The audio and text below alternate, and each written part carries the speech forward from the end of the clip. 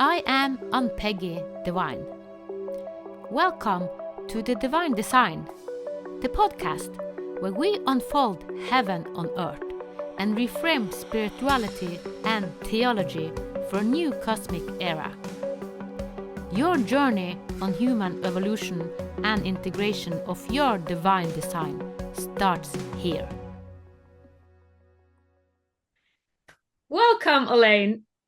I'm so glad you are here on the podcast, and we have just found out, okay, we will do it visually, what we normally do before we start recording. We will connect to each other, to the we field. Nice, thank you. Thank you.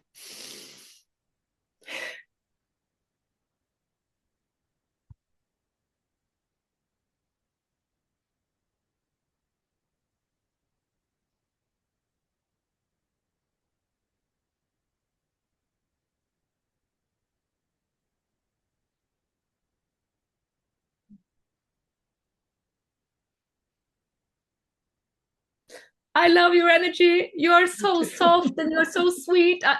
All the time, every time I connect to your field, it's like, oh, I love you. It's such a beautiful field to be together. Yeah. Oof, nice, powerful. Yeah. And we haven't spoken, it's a year since last time we spoke on Under Four Eyes. Yes. Yes, yeah. When we were with Solera in Wales. Yes. And working with emanating our divinity and embodying our divinity. Mm. And this podcast wants to highlight that. How can we live it? How can we walk as the divine being as we are? Huge question. Yeah. And it's a little bit over a year since last time we met. How has your year been with emanating the divinity in a practical way?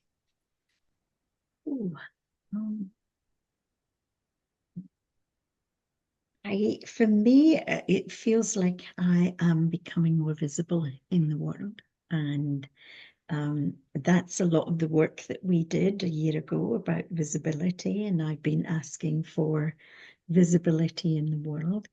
And in the practical sense, I've started writing articles for a magazine. I was asked to become a wellness contributor for a magazine, and I have license to write more or less what I want to write. Wow. So that feels really a good way to be out there in the world in a very practical way. Yeah. But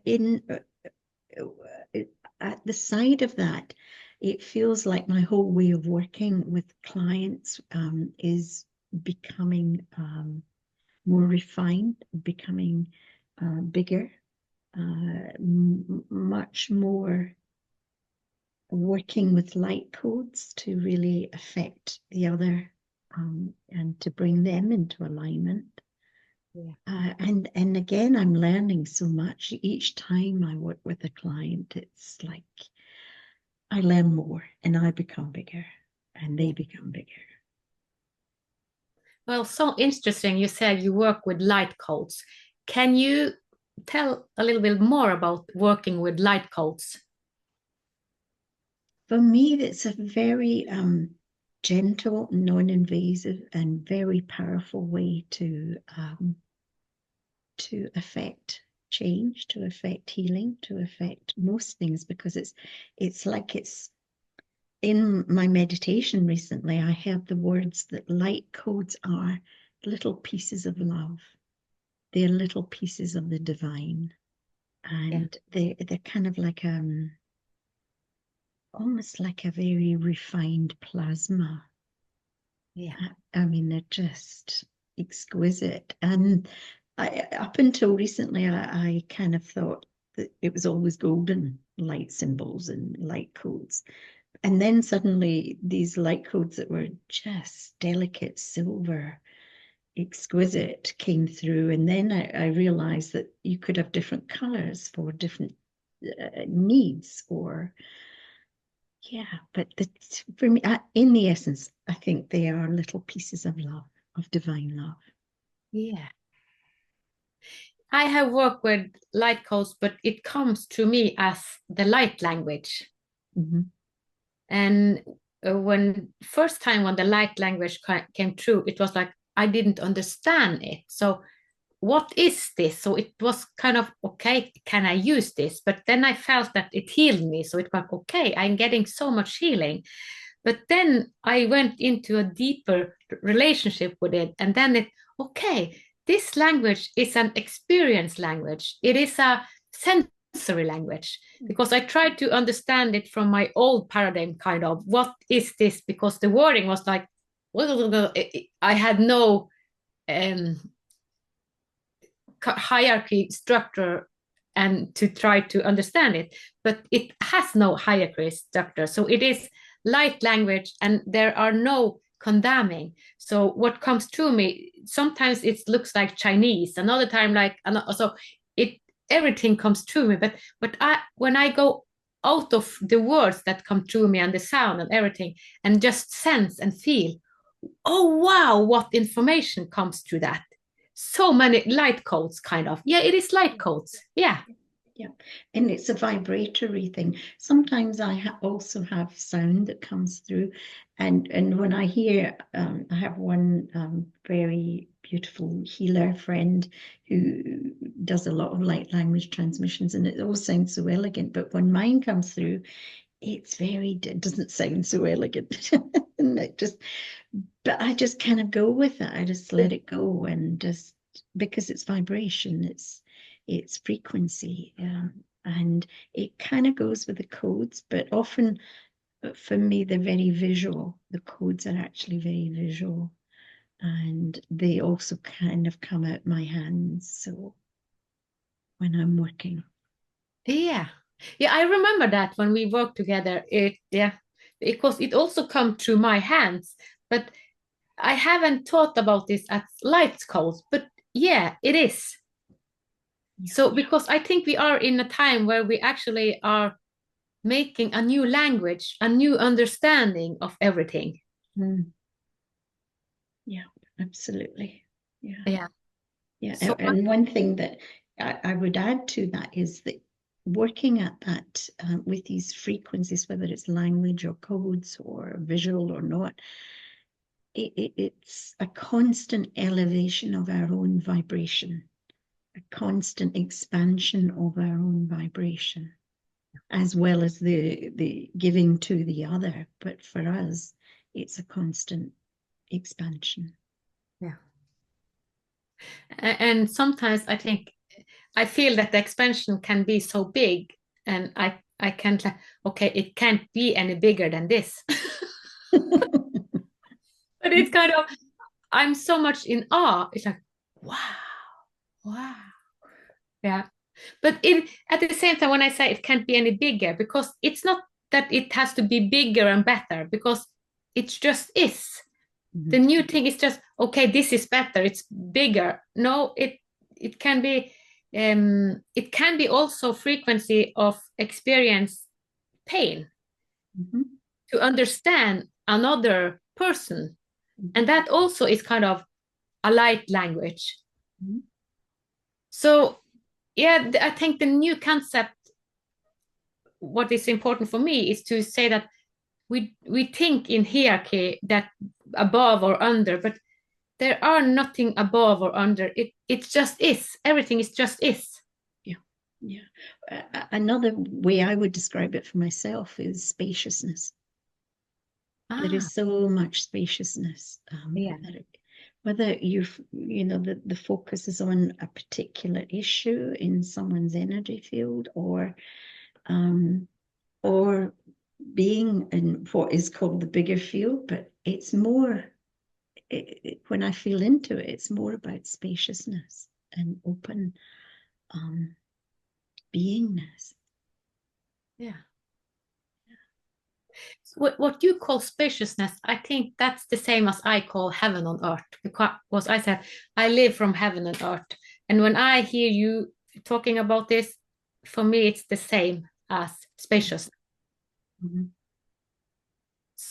So I think also we are in a time, how can we because a lot of people are talking about the same concept and the same thing, but we use different words.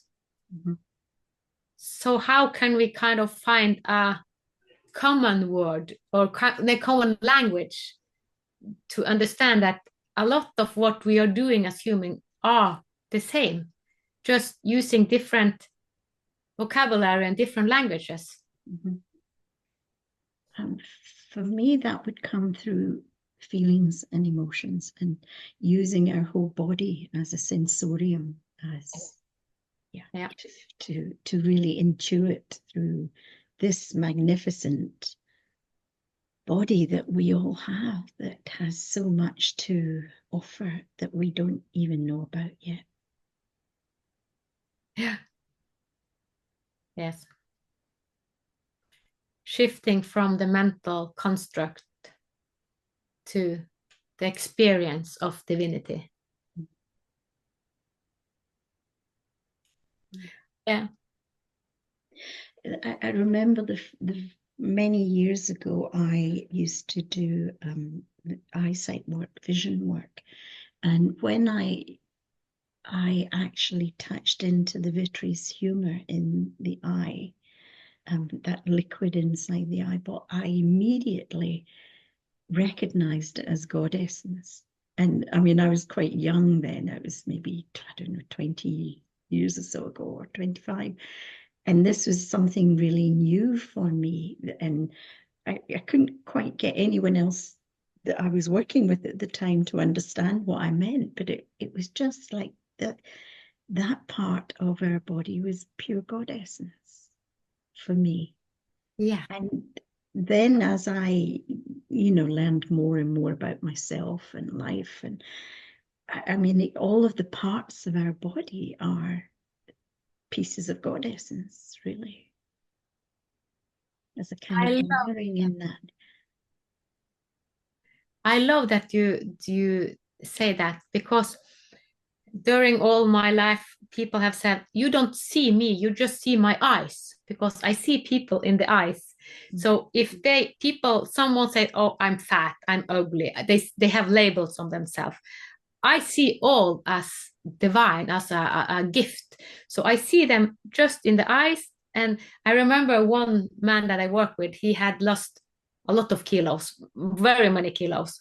And he said, don't you see any change? No, because I saw the same in him, even though he had lost weight.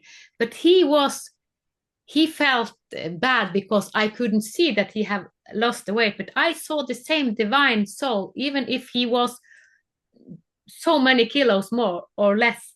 Because when you see through the eyes, it's kind of the God essence, as you said. You see them as their divine being.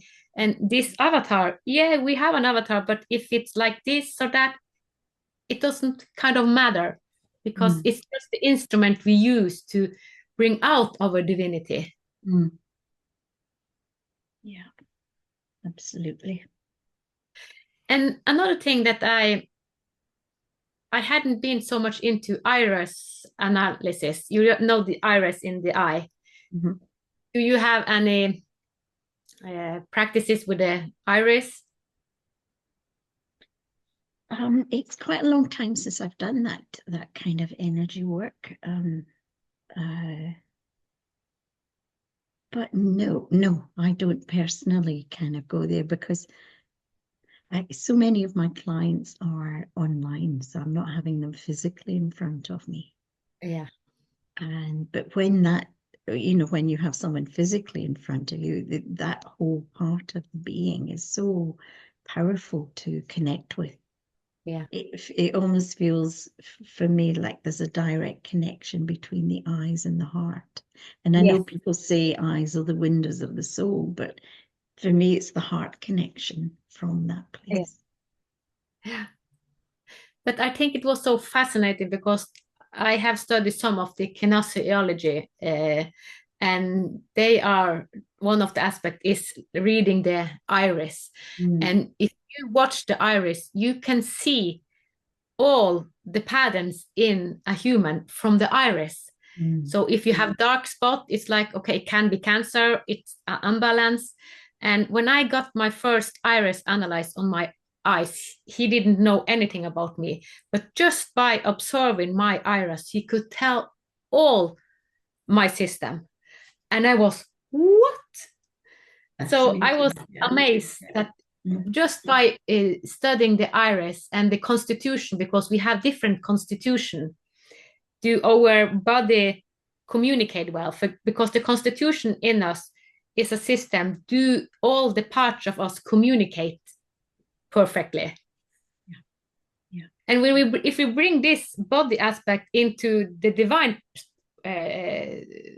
divine kind of perspective, does all the divine parts kind of talk to each other?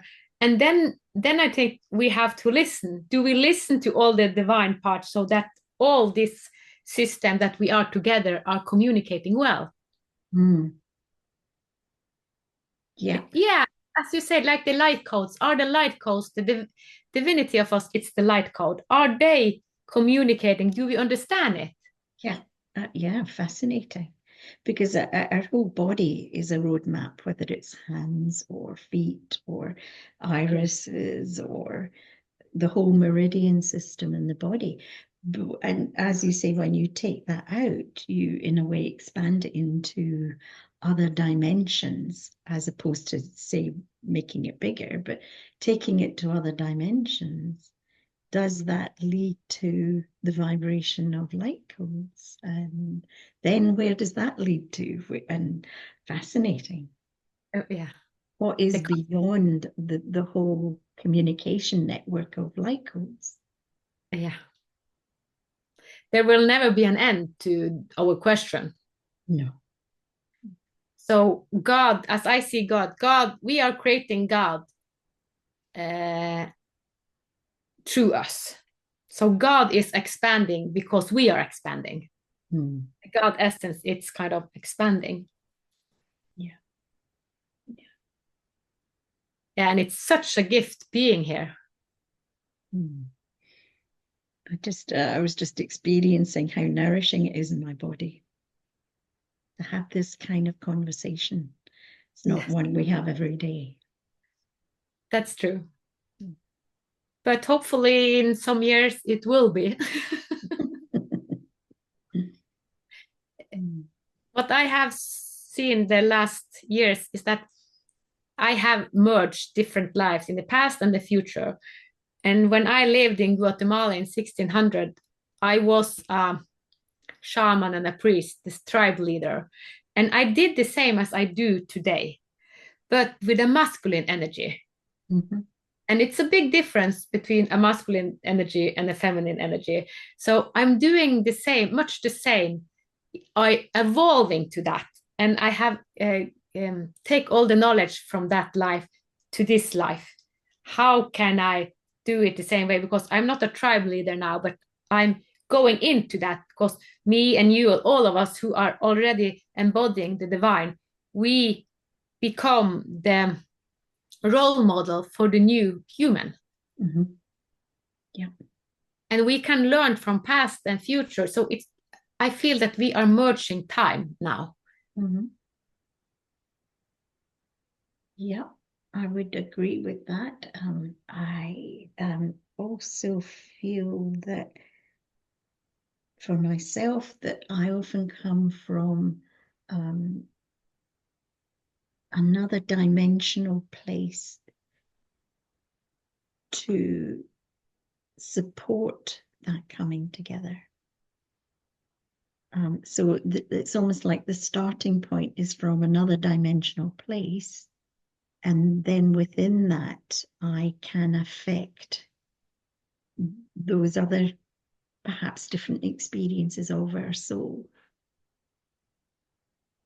and bring together all of those pieces of our soul. But it's like the director of that is from a different, completely different dimensional place.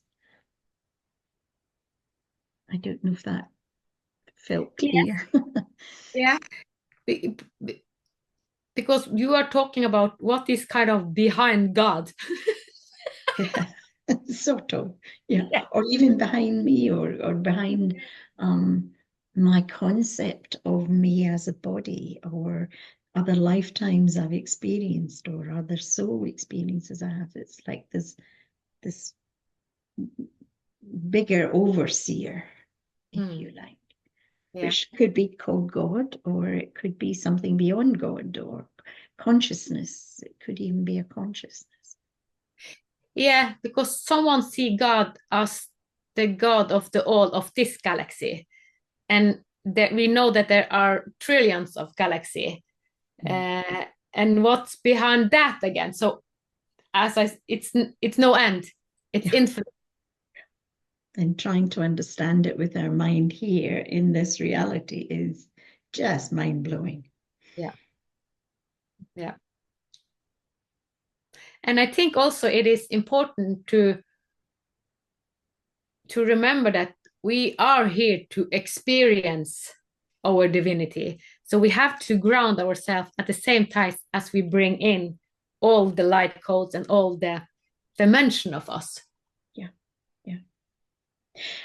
Yeah, absolutely. Because I think someone said to me recently, and I really resonated with it, or I read it or heard it somewhere, that in the other dimensions, our bigger self, we're not used to having a body, so we don't actually know what's good for it, what's not good for it necessarily. You know, our bigger soul might have ideas, but they might not be very practical in this body, in this lifetime. Yeah.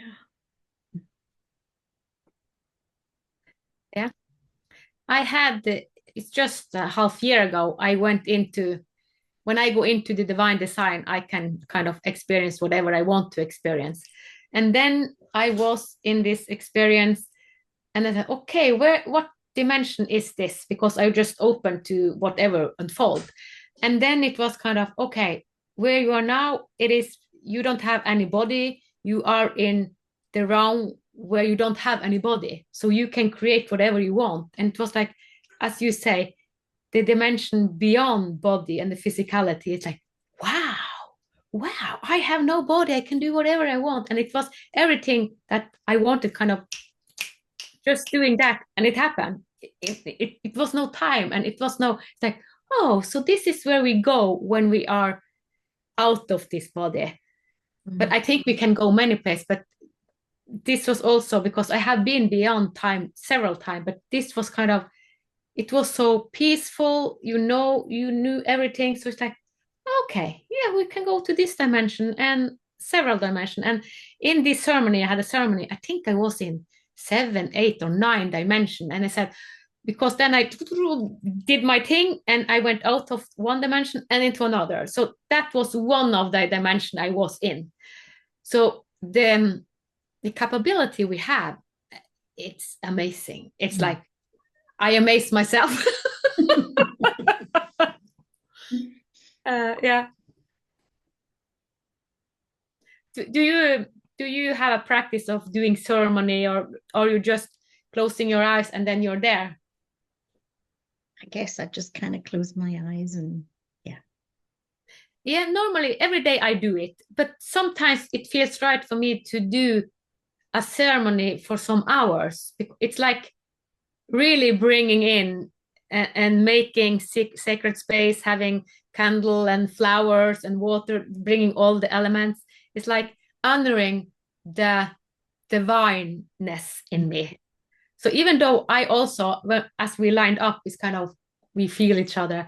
Sometimes I just honoring it and see what comes through today. Can you, and I say, I also try, sometimes I have a script, I want something, but then I learned that I didn't all the time get the answer, because what I asked for was in the program script, and I got answer that was way beyond the program script. So I just learned that, okay, just give up and say, okay, what will divinity bring in now? Yeah, absolutely. I find for myself that if I am not going to those other dimensional places, whether that's my way of doing it often is working with clients and yes, for myself, if I want to check out some things for myself. But if I don't do that for any length of time, like a week or 2 weeks, I start to feel uncomfortable in my body. Yeah. It just feels like, I don't quite feel like me. Yeah. Yeah. If there's a gap for whatever reason. Yeah, and when I wrote the Health Bible, I wrote a lot about habitat disease. And I wrote about habitat disease because when we are living on Earth, we kind of become our habitat.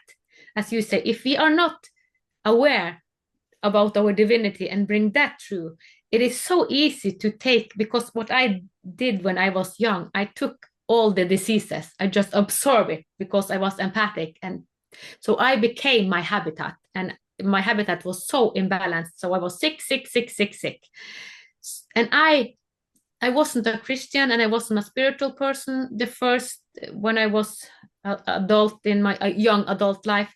So when I started to wake the divinity in me, that's when I started to become healthy, and because I was unbalanced all the way until 2013, because I didn't integrate the divinity and the light, because I was my habitat. Mm-hmm. As you say, if you are 2 weeks and you haven't kind of used time and relationship with the divine, it's so easy to become unbalanced and sick. Mm-hmm. Yeah. There are a couple of things that come up for me as you're talking, Ann-Peggy. All of my life in this, some sort of programming, I have always said to myself, I have a really strong immune system. I've always believed I have a really strong immune system, and I very, very rarely get sick. And so that's always fascinated me, the fact that I knew that on some level. Also recently, I had a bioresonance session with a therapist, and she told me that it was almost like my system was on two levels. There was a physical level that probably was so exhausted couldn't get out of bed, which is not me. And then there was the overlay of me, because of my work and my expansion into the divine, that created this really healthy body with all healthy organs and everything working pretty much okay.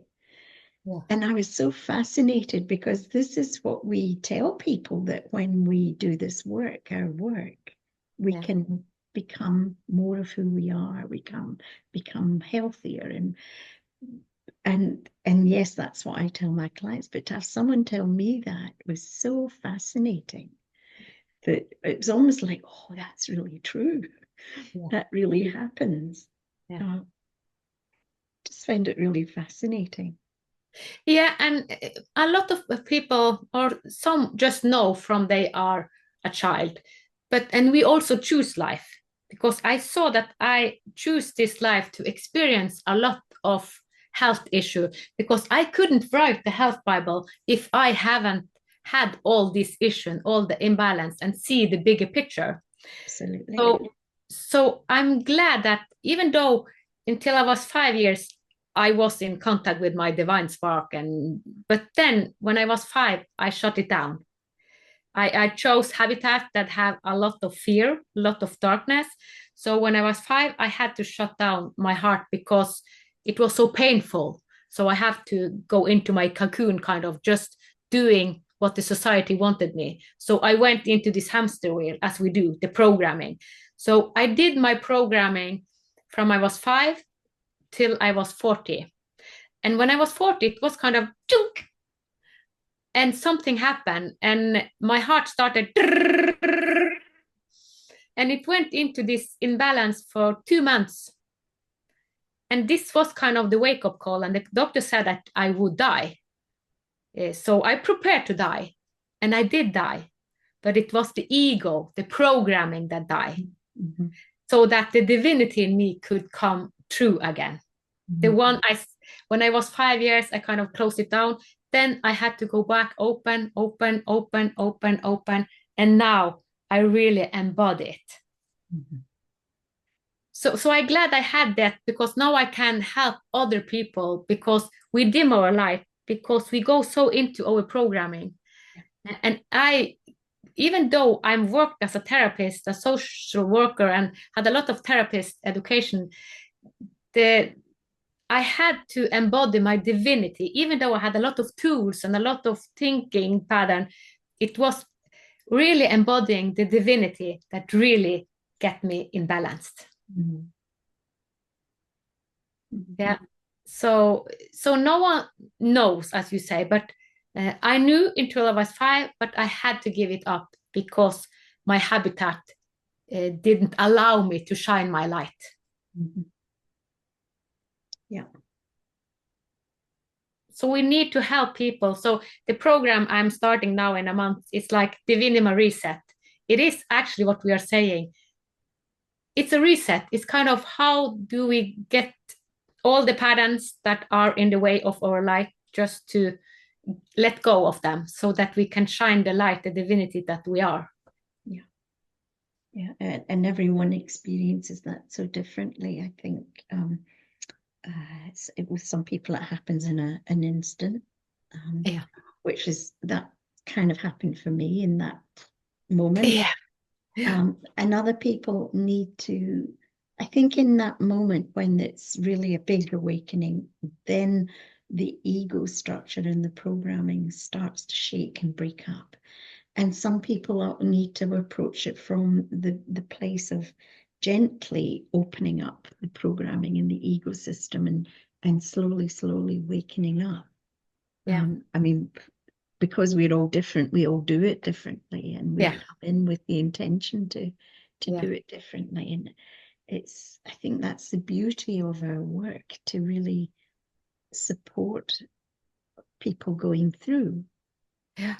the awakening process, or Yeah. whatever name you want to give to that. Yeah. This is our job here. This is what we've Yeah. come for. Yeah. And to watch it, it's so beautiful. I have followed people, as you say, it's in a second. It's from one state of mind, state of being, like just the emanating coming through. It's like, wow. And it's so fascinating. And then they maybe come back half year later, or maybe several years later, and then they have experiencing life, and they have more. So it's like, it's an ongoing process. So they have it, and then they go back to their life, their habitat, and they come back, and then we have to do it again. So yeah, it's a continually process, and reminding. And I think it's important, as you say, having a practice. You say, if it's go more than 2 weeks, I need it. Yep. Yeah.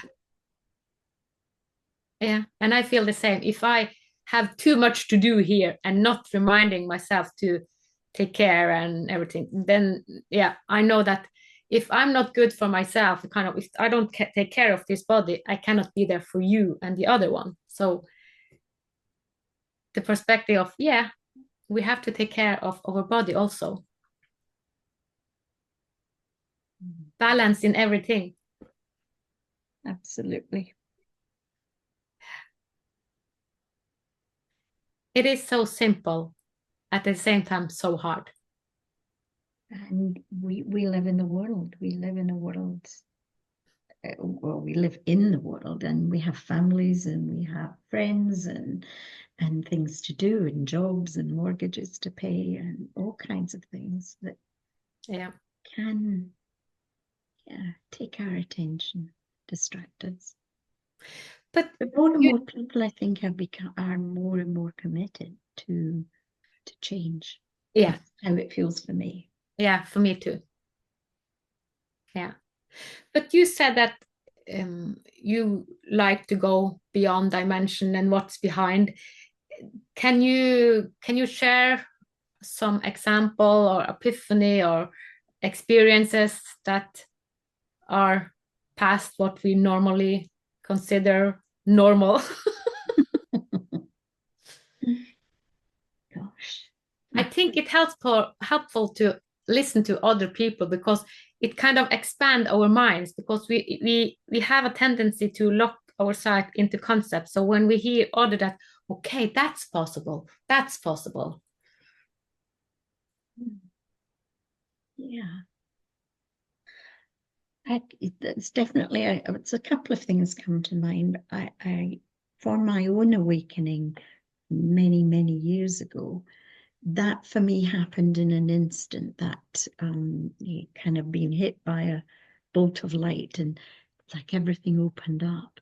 And that from that place, I was able to feel that this is how we as humans were meant to be, but we're not ready. This was 40 years ago. We were nowhere near ready. Yeah. So that was my work since then, has really about learning how to be with that, how to lean into that and become that, embody it. So, but more recently, I think doing the work that we do, I have much more of a felt sense of those multi-layers of me. And when I'm working with clients, I had one recently, things that I guess kind of going beyond what is known for me as a person. I found myself with one client in a kind of operating theatre, and all of these divine beings, goddesses, were surrounding my client. And she had experienced as a child a great deal of abuse, sexual abuse.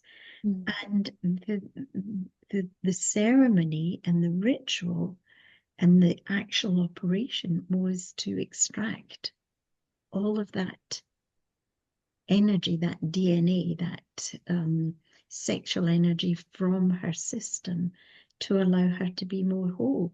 And I was kind of watching this going, okay, I could not have imagined this. I couldn't even have thought it up in my mind that this might happen.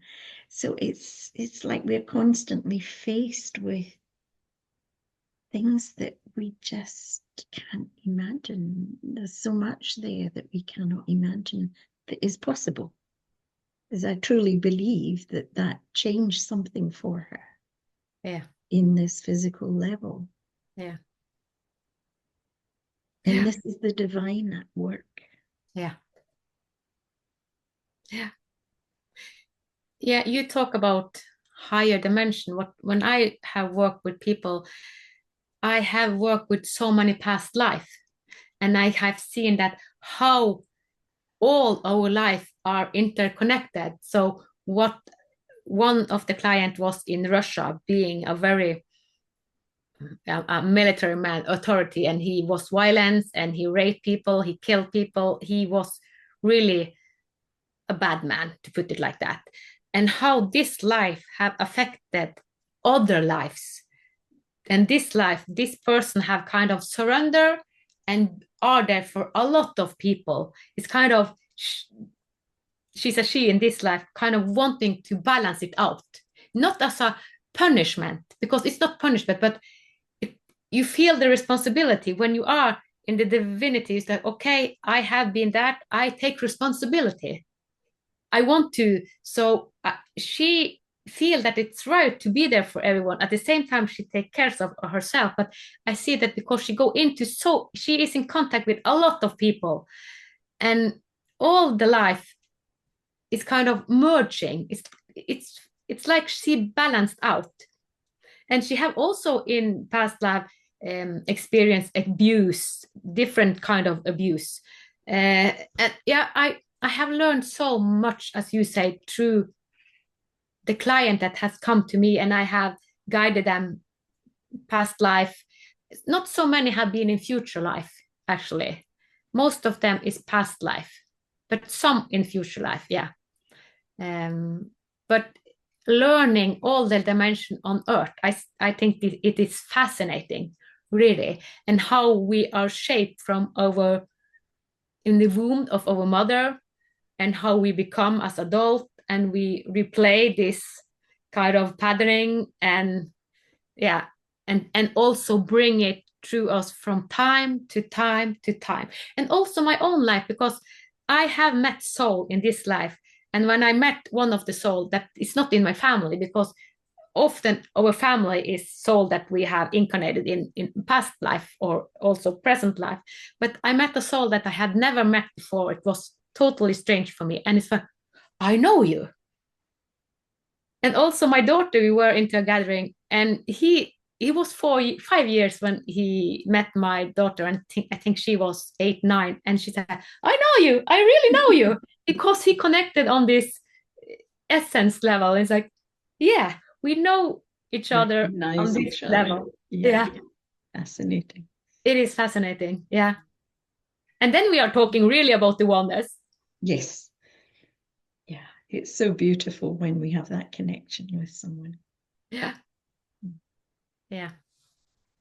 Well, it's really fascinating to be incarnated in form in this period of time.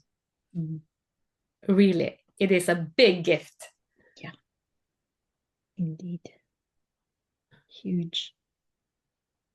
It feels for me that we are really being called now to put our work out into the world, even if up until now we've been a little bit incognito. Yeah, it's now time. Yeah, it's no time. Is ready. We're educating the new children coming in, the new beings coming in who are so ready for change. Yeah. Have you heard about the spirit and also the man? He was called Michael, but he go by the name Wolf. No. I think it's 10 years since he died, and he was in both dimensions. So he now knew his spiritual essence, and he knew that he would be struck by a lightning. His period, I think he became 29 years. But he was kind of diagnosed because they didn't understand him. He knew he was in contact with the other side, and all of them, he was so nice to everyone, and he said, oh, he's a nice boy, but he's special, he's kind of special. And he was bullied and had a hard time. And when he was struck by lightning, he knew that he would die this day, and he made a lot of letters and he made a lot of notes. And after that, his father and stepmother found out, and then he communicated from the other side, and now they have made a book of it. And Susan, what is her name? Susan, yeah, one of this spiritual guide that is very known on a public person. Susan, I don't know. Suzanne Gieselman. She has channeled a Wolf. And when I work with the book, Wolf came through me and explained something about suicide and the other side, and he told me something. So yeah, we can connect to all the aspects. But he was seen as a strange man, strange young boy, because he actually emanated the divinity. So when we bring out this, because I know that there are a lot of young people feeling strange. They feel that they don't feel home here because it's so strict, it's so closed mind. So we need to bring this story out that, okay, you are divinity. Your essence is divinity, even though you feel that, oh, I don't feel home here because I haven't felt home. Now I have started. Now I feel home, but I need that to come to my divine essence, because when you are home in your divine essence, you can be wherever you are. I said, there are no time space. You are home wherever you are. Yes. Yeah. So yeah, really fascinating time. Absolutely fascinating. Yeah. And all us who have met, I think we are 40, 50 that I have met in Glastonbury, and the event we were, and also we are meeting every week if we want. But just to have, because the way we are talking now, we are doing the same in this group and things beyond. So yeah, and since we are in this group, it is easier for us to emanate it out in society. If I sat here alone with all this and you were alone, it would be harder. Oh, definitely communities so needed. Yeah. Yeah. And communities, as you're talking about those, we're affecting change from a very high level. Yeah. Which has practical, practical knock-on effects for sure. Yeah. Yeah. And it's very beautiful work to do that from that spaciousness. Yeah. Heaven on earth, spaciousness. Maybe I should start using this word spaciousness. Yeah. It's it's space. Yeah. I use the word cosmic. And cosmic and spaciousness. Yeah. Yeah, they kind of go together. Yeah. So I don't know if you know, but then one of the project I'm into, it's the Cosmic Bible, Emanate Your Divinity. I didn't know. I'd love to hear about it. You are in it. Because I get guided that the intention behind Divine Design podcast, all the people I talk to will bring something into the divine or the Cosmic Bible. So I know that I will attract all the people that holds some essence and some construct of the new. So you are already in the Cosmic Bible, emanate your divinity. Energy's in there. Yeah. Love that. Yeah, that's really nice. I like it. So yeah, we're very happy to be part of the Cosmic Bible. Yeah, and I'm so glad to have you. Are there any last words, or are we kind of heavy? I'm really happy you invited me to do this. Thank you, Ann-Peggy. And I'm so glad that you said yes, because I think saying yes, this is the time to say yes. Yes, indeed. Yeah. Yeah. Lovely to be with you, beautiful energy. And ditto to you. You're beautiful. It was like, oh, yeah, I love this energy. I remember. Thank you. Thank you. Thank you for listening to the Divine Design podcast with Ann-Peggy Divine. You can follow divinedesign.it on Instagram, Facebook, X, and TikTok. Join us next Sunday for another Heaven on Earth unfolding conversation. With grace, reverence, and unity, may the path of your divine design light the way. From the divine in us to the divine in you.